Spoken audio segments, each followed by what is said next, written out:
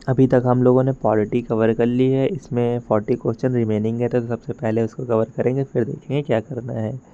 तो 461 नंबर है, निम्नलिखित में से कौन सा अधिनियम राष्ट्रीय ध्वज और राष्ट्रगान के अनादर को रोकता है?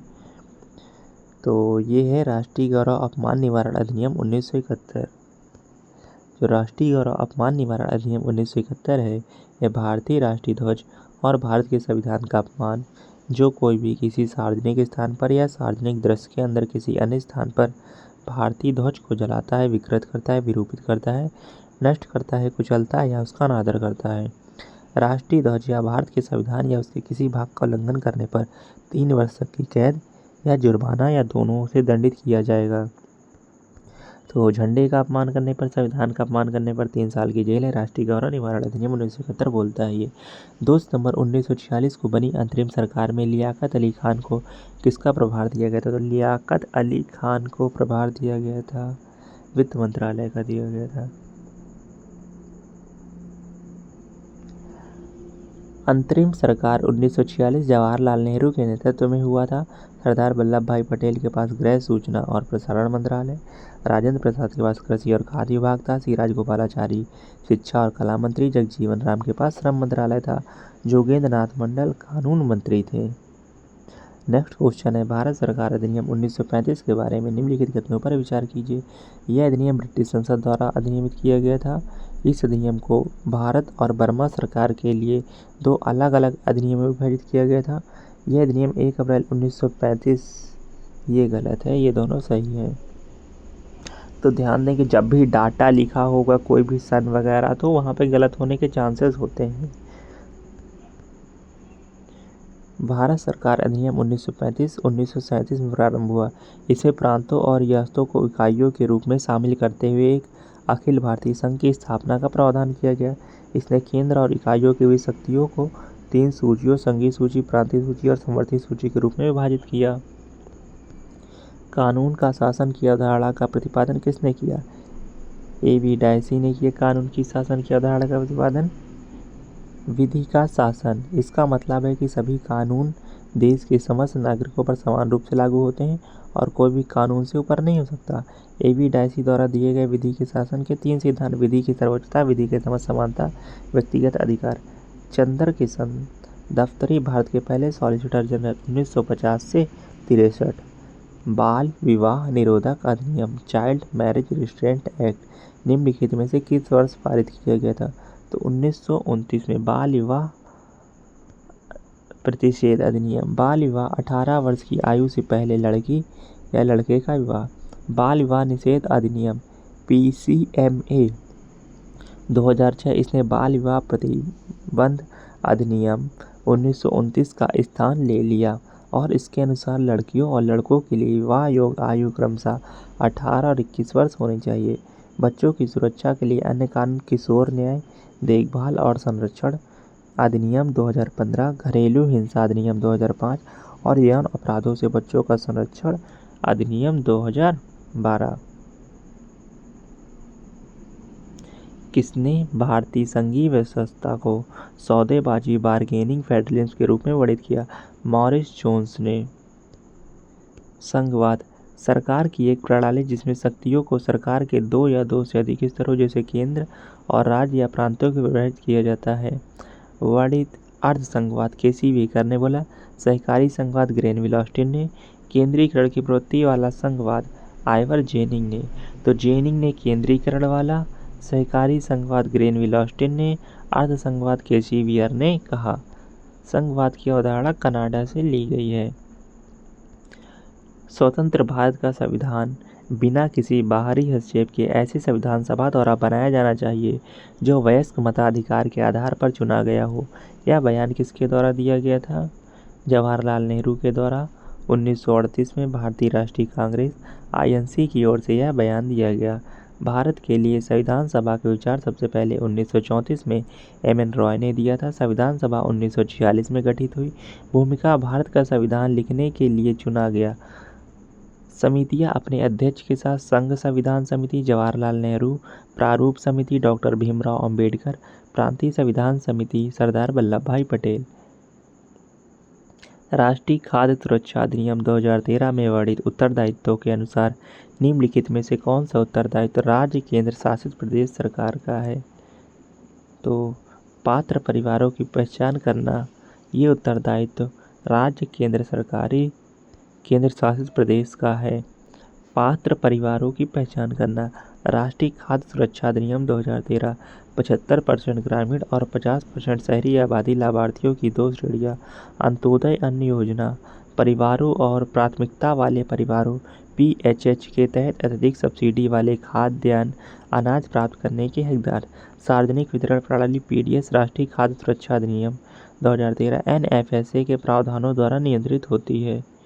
न्यायमूर्ति इंदु मल्होत्रा ने निम्नलिखित में से किस ऐतिहासिक निर्णय में असहमति व्यक्त की थी?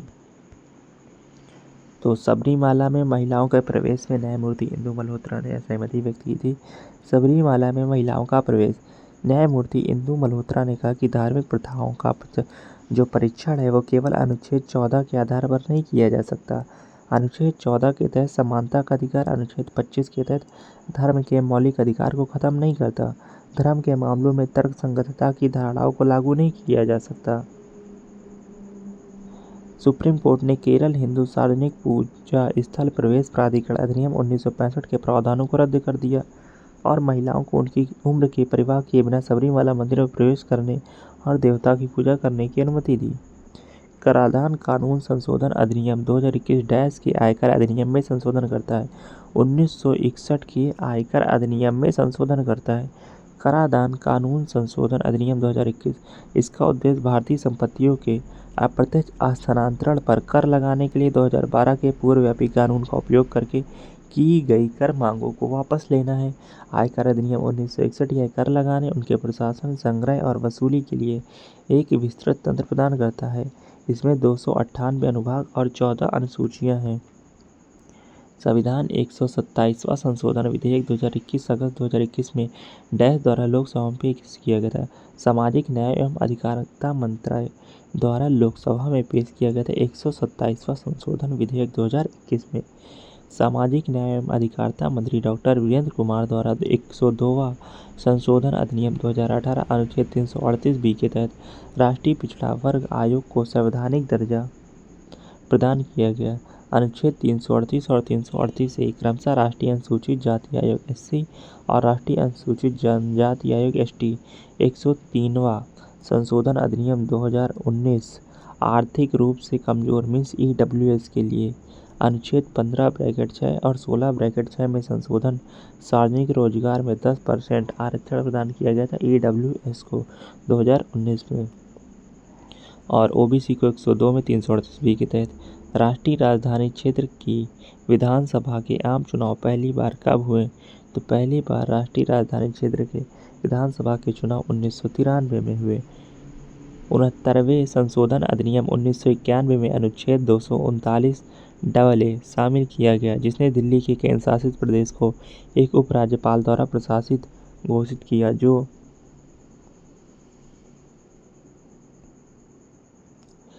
निर्वाचित विधानसभा सीटें 70, लोकसभा सीटें 7 की सहायता और सलाह पर काम करता है। विधानसभा के पास सार्वजनिक व्यवस्था, पुलिस और भूमि को छोड़कर राज्य और समवर्ती सूची के तहत सभी शक्तियां हैं।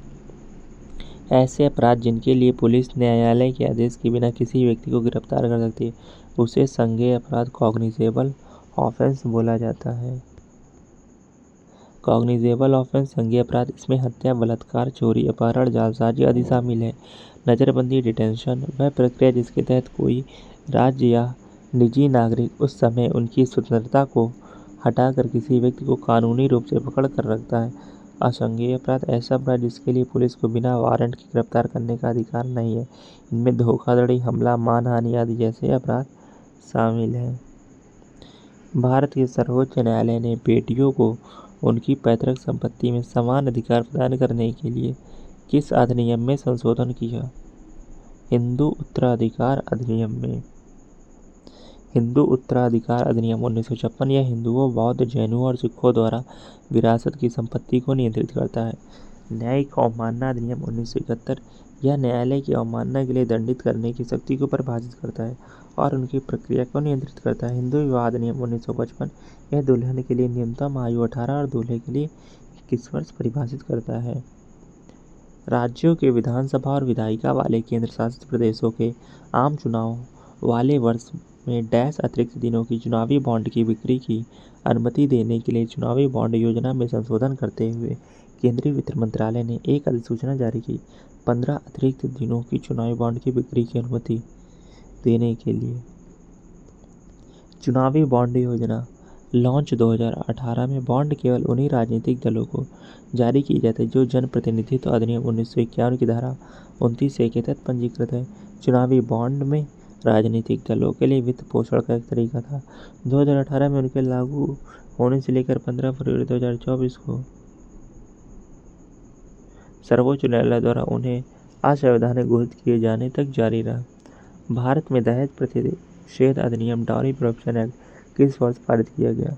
1961 में। दहेज निषेध अधिनियम यह जम्मू और कश्मीर राज्य को छोड़कर पूरे भारत में लागू हुआ। भारत में महत्वपूर्ण अधिनियम हिंदू विधवा पुनर्विवाह अधिनियम 1856, बाल विवाह रोकथाम अधिनियम 1929, मुस्लिम महिला विवाह अधिकारों का संरक्षण अधिनियम 2019, 3 तलाक अधिनियम, विकलांग व्यक्तियों के अधिकार अधिनियम 2016, राष्ट्रीय सुरक्षा अधिनियम 1980। भारत में आयुध अधिनियम किस वर्ष पारित किया गया? 1959 में आयुध अधिनियम भारत में पारित किया गया। 1959 का भारतीय सशस्त्र अधिनियम प्रस्तावना के अनुसार इस अधिनियम का उद्देश्य हथियारों और गोला बारूद से संबंधित कानून को समेकित और संशोधित करना है। इस अधिनियम का मुख्य उद्देश्य हथियारों और गोला बारूद के संचलन को विनियमित और प्रतिबंधित करना है जो अवैध थे। यह स्वतंत्रता के बाद भारत सरकार द्वारा अधिनियमित किया गया था, यह मानते हुए कि कुछ कानून का पालन करने वाले नागरिकों को खेल, फसल सुरक्षा और आत्मरक्षा के लिए आग्नेयास्त्रों का स्वामित्व और उपयोग करना चाहिए। भारत में विशेष विवाह अधिनियम स्पेशल मैरिज एक्ट किस वर्ष पारित किया गया? तो 1954 में स्पेशल मैरिज एक्ट पारित किया गया। विशेष विवाह अधिनियम SMA एक भारतीय कानून है जो विभिन्न धर्मों या जातियों के लोगों के विवाह के लिए एक कानूनी ढांचा प्रदान करता है। अधिनियम की प्रयोज्यता पूरे भारत में हिंदुओं, मुसलमानों, सिखों, ईसाइयों, जैनियों और बौद्ध सहित सभी धर्मों के लोगों तक फैली हुई है। विशेष विवाह अधिनियम के तहत शादी करने की न्यूनतम आयु पुरुषों के लिए 21 वर्ष और महिलाओं के लिए 18 वर्ष है। भारत में दिवाला और शोधन अक्षमता संहिता 2016 के अनुसार कंपनियों को दिवाला समाधान की प्रक्रिया कितने दिनों में पूरी करनी होगी? 180 दिनों के अंदर। Insolvency and bankruptcy code 2016 IBC कंपनियों और व्यक्तियों के बीच दिवाला समाधान के लिए एक समयबद्ध प्रक्रिया। उद्देश्य उद्यमशीलता को बढ़ावा देने के लिए दिवाला और दिवालियापन की कार्रवाई को सरल और तेज करने के लिए सभी मौजूदा दिवाला कानूनों को समेकित और संशोधित करना। लोकतंत्र के 2 सबसे आवश्यक अधिकार कौन से हैं? यह है समानता और स्वतंत्रता का अधिकार। लोकतंत्र सरकार का एक रूप है जिसमें शासकों को स्वतंत्र और निष्पक्ष चुनाव में लोगों द्वारा सार्वभौमिक वयस्क मताधिकार पर चुना जाता है और संविधान जैसे कुछ मौलिक नियमों के आधार पर शासित किया जाता है। लोकतंत्र के प्रकार प्रत्यक्ष लोकतंत्र और प्रतिनिधि लोकतंत्र। भारतीय संसदीय समूह की स्थापना किस वर्ष हुई थी? 1949 में संसदीय समूह की स्थापना हुई थी। भारतीय संसदीय समूह की एक स्वायत्त निकाय जिसका गठन वर्ष 1950 में 16 अगस्त 1948 का संविधान सभा विधायी द्वारा अपनाए गए प्रस्ताव के अनुसरण में किया गया था। लोकसभा अध्यक्ष इसका पदेन अध्यक्ष होता है। यदि राज्य सरकार पंचायती राज संस्थाओं को उनके 5 साल के कार्यकाल के अंत से पहले भंग कर देती है तो आमतौर पर डैश के भीतर नए चुनाव होने चाहिए। 6 महीने के भीतर अनुच्छेद 243E के तहत एक पंचायत के गठन के लिए चुनाव पूरा किया जाएगा। खंड 1 में निर्दिष्ट इसकी अवधि की समाप्ति से पहले इसके विघटन की तारीख से 6 महीने की अवधि की समाप्ति से पहले। निम्नलिखित में से किस स्वतंत्रता को लोकतंत्र की पहचान माना जाता है? धार्मिक स्वतंत्रता के अधिकार को लोकतंत्र की पहचान माना जाता है। धार्मिक स्वतंत्रता के अधिकार अनुच्छेद 25 से 28 लोकतंत्र की पहचान माना जाता है। मौलिक अधिकारों का उल्लेख संविधान के भाग 3 अनुच्छेद 12 से 35 में किया गया है। किसी व्यक्ति की नज़रबंदी डैश से अधिक नहीं हो सकती जब तक कि किसी उच्च न्यायालय के न्यायाधीशों से युक्त सलाहकार बोर्ड विस्तारित नज़रबंदी के लिए पर्याप्त कारण की रिपोर्ट प्रस्तुत नहीं करता। नज़रबंदी 3 माह से अधिक नहीं हो सकती। अनुच्छेद 22 भाग 3 गिरफ्तार या हिरासत में लिए गए लोगों को सुरक्षा प्रदान करता है। नागरिकों और विदेशी लोगों के लिए उपलब्ध नज़रबंदी का अर्थ किसी व्यक्ति को बिना मुकदमे और अदालत द्वारा दोष सिद्ध किए हिरासत में रखना। अनुच्छेद 352 के तहत पहली बार राष्ट्रीय आपातकाल कब घोषित किया गया? 1962 से 68 के बीच। भारत में 3 बार राष्ट्रीय आपातकाल घोषित हुआ। 1962 से 68 भारत चीन युद्ध के दौरान, जब भारत की सुरक्षा को बाहरी आक्रमण से खतरा घोषित किया गया। राष्ट्रपति सर्वपल्ली राधाकृष्णन 1971 भारत पाकिस्तान युद्ध के दौरान। राष्ट्रपति वी गिरी, प्रधानमंत्री इंदिरा गांधी 1975 से 77 आंतरिक अशांति के आधार पर आपातकाल घोषित किया गया। राष्ट्रपति फखरुद्दीन अली अहमद प्रधानमंत्री थी उस टाइम इंदिरा गांधी। भारत सरकार द्वारा कितने धार्मिक समुदाय को अल्पसंख्यक के रूप में अधिसूचित किया गया है? तो 6 समुदाय को अल्पसंख्यक के रूप में अधिसूचित किया गया है। मुस्लिम, ईसाई, सिख, बौद्ध, पारसी और जैन 2014 में जोड़े गए। जैन राष्ट्रीय अल्पसंख्यक आयोग अधिनियम 1992। 2011 की जनगणना के अनुसार हिंदू है 79.8%, मुस्लिम है 14.2%, ईसाई है 2.3%, सिख है 1.7%, बौद्ध है 0.7%, जैन है 0.4%। भारत सरकार द्वारा राष्ट्रीय युवा नीति किस वर्ष शुरू की गई? 2014 में राष्ट्रीय युवा नीति शुरू की गई। यह देश के युवाओं के लिए भारत सरकार के दृष्टिकोण को परिभाषित करना चाहती है। पहली युवा नीति 1988 में जारी की गई थी स्वामी विवेकानंद की जयंती मनाने के लिए। हर साल 12 जनवरी को राष्ट्रीय युवा दिवस के रूप में मनाया जाता है। किस स्वतंत्रता सेनानी ने उत्तर प्रदेश में जमींदारी व्यवस्था को समाप्त कर दिया और 1955 में गृह मंत्री के रूप में निर्वाचित हुए? गोविंद बल्लभ पंत ने शोषक जमींदारी व्यवस्था को सफलतापूर्वक समाप्त कर दिया और महिलाओं की विरासत और विवाह से संबंधित कानूनों में क्रांतिकारी बदलाव किया। उन्हें नेहरू द्वारा नई दिल्ली में 10 जनवरी 1955 को केंद्रीय मंत्रिमंडल में गृह मंत्री नियुक्त किया गया। उन्होंने शक्ति नाम से एक साप्ताहिक पत्र शुरू किया। 1957 में उन्हें भारत रत्न से सम्मानित किया गया। भारत की जनगणना के कोडिंग सम्मेलन के अनुसार राज्य कोड दिखाने के लिए कितने अंकों के कोड का उपयोग किया जाता है? 2 अंकों के कोड राज्य कोड दिखाने के लिए। प्रयुक्त कोडिंग कन्वेंशन: राज्य कोड 2 अंक, जिला कोड 3 अंक, उप जिला कोड 5 अंक, ग्राम कोड 6 अंक। भारत के राष्ट्रीय ध्वज राष्ट्रीय चिन्ह को किस दिन अपनाया गया था? 26 जनवरी 1950 को अपनाया गया था। राज्य का प्रतीक अशोक के सारनाथ सिंह राजधानी का एक रूपांतर है। आदर्श वाक्य सत्यमेव जयते, सत्य की सदैव ही विजय होती है। उपनिषदों के एक भाग मुंडक उपनिषद से लिया गया है। बच्चों को मुफ्त और अनिवार्य शिक्षा का अधिकार अधिनियम 2009 संसद का एक अधिनियम है। यह कब लागू हुआ? 2010 में लागू हुआ। यह अधिनियम 6 से 14 वर्ष की आयु के प्रत्येक बच्चे के लिए शिक्षा को मौलिक अधिकार बनाता है और प्राथमिक विद्यालयों में न्यूनतम मानदंड निर्दिष्ट करता है। निम्नलिखित में से किस वर्ष में भारत के राज्यों के पुनर्गठन और उससे संबंधित मामलों के लिए अधिनियमित करने के लिए एक अधिनियम था? 1956। राज्य पुनर्गठन अधिनियम 1956 भारत के राज्य और क्षेत्रों की सीमाओं का एक प्रमुख सुधार था, जो उन्हें भाषाई आधार पर व्यवस्थित करता था। सरकार ने राज्य पुनर्गठन अधिनियम के तहत देश को 14 राज्य और 6 केंद्रशासित प्रदेशों में विभाजित किया। क्वेश्चन है, कुछ सार्वजनिक पदाधिकारियों के खिलाफ भ्रष्टाचार के आरोपों की जांच के लिए निम्नलिखित में से कौन सा अधिनियम भारत सरकार द्वारा पारित किया गया? तो लोकपाल और लोकायुक्त अधिनियम। लोकपाल और लोकायुक्त अधिनियम भारत सरकार द्वारा कुछ सार्वजनिक पदाधिकारियों के खिलाफ भ्रष्टाचार के आरोपों की जांच के लिए पारित किया गया था। भारतीय वन अधिनियम 1927 निम्नलिखित में से किस भारतीय वन अधिनियम को निरस्त करने के बाद अधिनियमित किया गया था? तो भारत वन अधिनियम 1878 को निरस्त करने के बाद। 1878 के भारतीय वन अधिनियम ने भारतीय वनों को आरक्षित वनों, पूरी तरह से सरकार द्वारा नियंत्रित संरक्षित वनों, आंशिक रूप से सरकार द्वारा नियंत्रित में विभाजित किया और गाँव के जंगल सटे हुए गाँवों द्वारा नियंत्रित। विधान परिषद के 1/3 सदस्य प्रत्येक 2 वर्ष में सेवानिवृत्त होते हैं। विधान परिषद एक स्थायी निकाय है जिसे विधानसभा द्वारा विशेष प्रस्ताव पारित करने पर बनाया गया या समाप्त किया जा सकता है। सार्वभौमिक वयस्क मताधिकार के आधार पर चुनाव कराने वाला भारत का पहला भाग कौन सा था? तो मणिपुर था। जून 1948 में मणिपुर के महाराजा भोजचंद्र सिंह ने इस आश्वासन पर भारत सरकार के साथ विलय के दस्तावेजों पर हस्ताक्षर किए कि मणिपुर की आंतरिक स्वायत्तता होगी। 1975 में डैश की रात को इंदिरा गांधी ने राष्ट्रपति फखरुद्दीन अली अहमद से आपातकाल लागू करने की सिफारिश की। 25 जून को भारत का तीसरा आपातकाल 25 जून 1975 की मध्य रात्रि में शुरू हुआ और 23 मार्च 1970 तक बढ़ा दिया गया।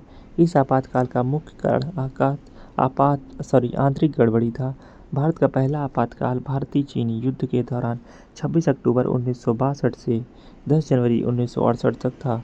दूसरा आपातकाल 1971 तक 3 से 17 दिसंबर तक भारत पाकिस्तान युद्ध के दौरान था। निम्नलिखित में से कौन सा संक्षिप्त नाम REP का विस्तारित रूप है जिसका भारत के संविधान के अक्षरों में प्रयोग किया जाता है? तो रिपील्ड। निरस्त का अर्थ आधिकारिक कार्य द्वारा रद्द करना, विशेष रूप से विधायी अधिनियम द्वारा रद्द या निरस्त करना। भारतीय केंद्र सरकार ने किस वर्ष में राज्यों के पुनर्गठन आयोग की नियुक्ति की थी? तो 1953 में। राज्य की सीमाओं के पुनर्गठन की सिफारिश करने के लिए दिसंबर 1953 में भारतीय केंद्र सरकार द्वारा राज्य पुनर्गठन आयोग SRC का गठन किया गया। 1970 में जनता पार्टी का अध्यक्ष कौन बना जिसने मोरारजी देसाई प्रधानमंत्री के रूप में केंद्र में गठबंधन सरकार बनाई? चंद्रशेखर। वह 1970 से 88 तक जनता पार्टी के अध्यक्ष रहे। चंद्रशेखर ने 10 नवंबर 1991 को भारत के 9वें प्रधानमंत्री के रूप में शपथ ली और 21 जून 1991 से 223 दिनों की अवधि तक पद पर रहे। तो आपको क्वेश्चन का आंसर देना है कि जो ये स्पेशल मैरिज एक्ट है ये कब आया?